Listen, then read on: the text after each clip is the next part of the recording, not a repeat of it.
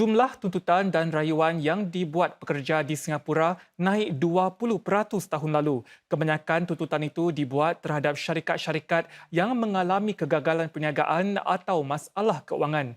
Menurut laporan tahunan Kementerian Tenaga Manusia atau MOM, sebahagian besar tuntutan atau rayuan tersebut membabitkan tuntutan gaji ataupun pemberhentian kerja.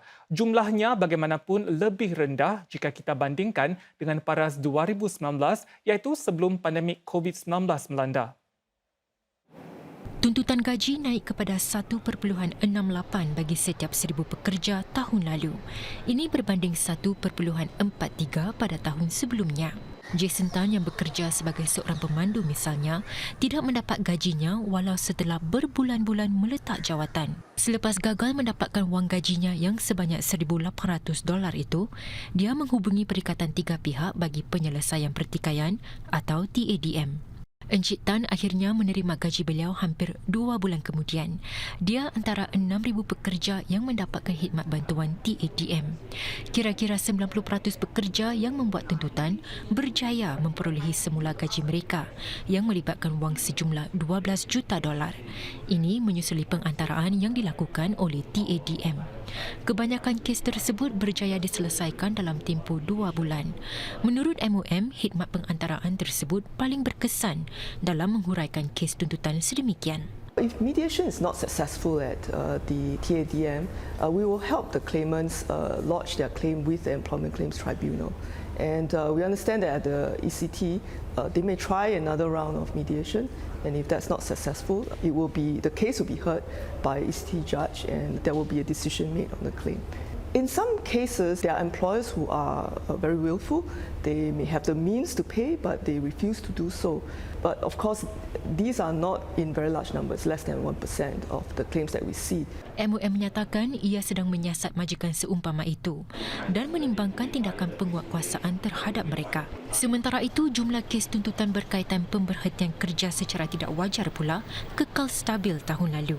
Ia diparas 0.26 bagi setiap 1,000 pekerja berbanding 0.27 pada tahun 2021. Sekitar 25% daripada tuntutan itu dinilai mempunyai bukti kukuh. Ini memandangkan baginya melibatkan pertikaian mengenai prestasi kerja atau timbul disebabkan masalah komunikasi. Sementara itu, sebilangan pakar ekonomi mengatakan para pekerja mungkin tidak akan melihat pertumbuhan sebenar pada gaji mereka tahun ini. Pertumbuhan gaji sebanyak 6,5% tahun lalu iaitu yang tertinggi dalam sedekat memberi tekanan kepada kos operasi perniagaan di tengah-tengah keadaan ekonomi yang lebih ketat. Dengan kadar inflasi lebih tinggi, pakar-pakar percaya kenaikan gaji tahun ini mungkin tidak sejajar dengan kadar kenaikan kos sara hidup.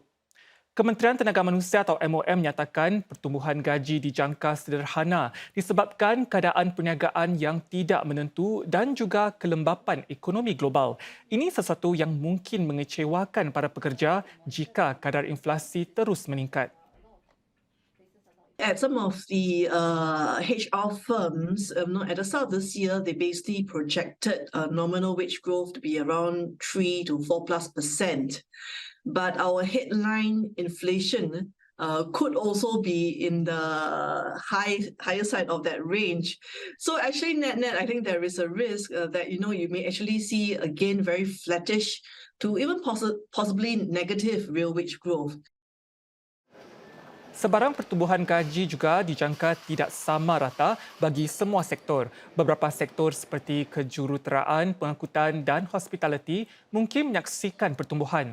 Sektor-sektor lain sudah pun mula mengurangkan perbelanjaan. Dengan gaji lebih tinggi dan dibelenggu masalah kekurangan tenaga kerja, perniagaan-perniagaan kini mencari huraian lain. Contohnya, bagi sektor pengeluaran, usaha pendigitalan akan semakin dipergiat dan banyak syarikat tempatan akan lebih bersedia mencuba penggunaan otomasi. Naib Pengerusi Parti Pekerja atau WP Muhammad Faizal Abdul Manap sedang dirawat di Unit Jagaan Rapi ICU ekoran masalah jantung. Anggota Parlimen GRC Al-Junid itu dimasukkan ke hospital malam semalam. Dalam satu catatan di Facebook, Parti Pekerja menyatakan Encik Faizal berada dalam keadaan stabil di ICU dan beliau dalam keadaan sedar. Semasa Encik Faizal menjalani rawatan di hospital, WP menyatakan para AP lain GRC Aljunied akan menggalas tugas-tugas beliau. Keluarganya turut meminta diberikan privasi supaya Encik Faizal dapat memberi tumpuan kepada pemulihannya. Perkembangan ini juga bermakna GRC 5 anggota itu kini dikendalikan 3 AP kerana seorang lagi AP Leon Pereira sudah meletak jawatan. Satu arahan pembetulan POFMA dikeluarkan terhadap Encik Lee Hsien Yang berhubung catatan Facebook beliau pada Ahad 23 Julai. Dalam catatan itu, Encik Lee menyentuh Hartanah Negara Rideout Road dan SPH Media Trust. Menteri Kebudayaan Masyarakat dan Belia merangkap Menteri Kedua Undang-Undang Edwin Tong mengeluarkan arahan tersebut. Di bawah POFMA iaitu Akta Perlindungan daripada Kepalsuan dan Manipulasi Online, Encik Lee perlu menyertakan notis pembetulan dalam catatan Facebooknya. Encik Lee adalah adik lelaki kepada Perdana Menteri Lee Hsien Loong.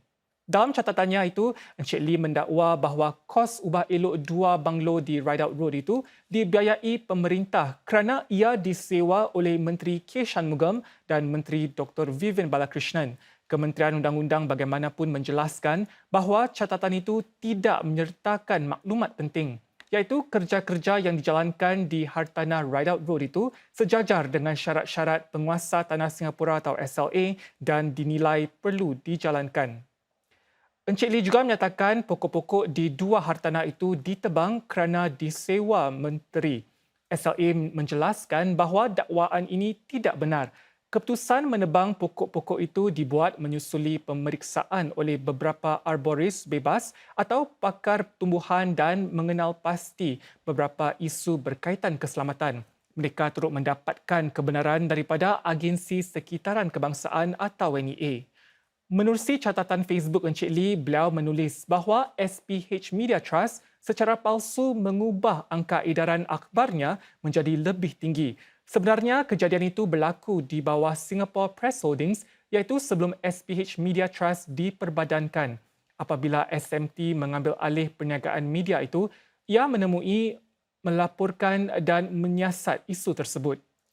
Kementerian Undang-Undang menyatakan ketiga-tiga dakwaan yang dibuat Encik Lee adalah tidak benar. Justru beliau dikendaki menyertakan notis pembetulan dalam catatan Facebooknya. Saudara, tinggal 2 minggu lagi sebelum Perbarisan Hari Kebangsaan atau NDP 2023. Pihak penganjur dan para peserta kini giat membuat persiapan rapi yang tidak mengenal penat.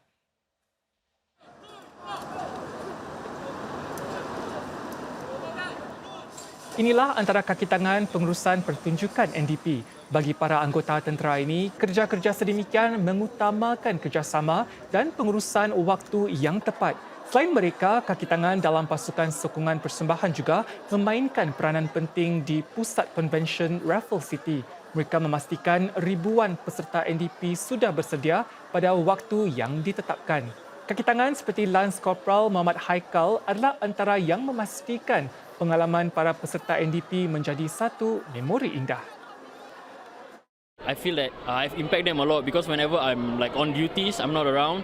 The week after I came, they was like, "Where are you? Where have you been? Why weren't you around last week?" So I have to explain to them why I wasn't around. So I think that's very fulfilling to know that they actually acknowledge not just myself but also my whole team presence around, even though our job is just to chaperone them from one point to another point.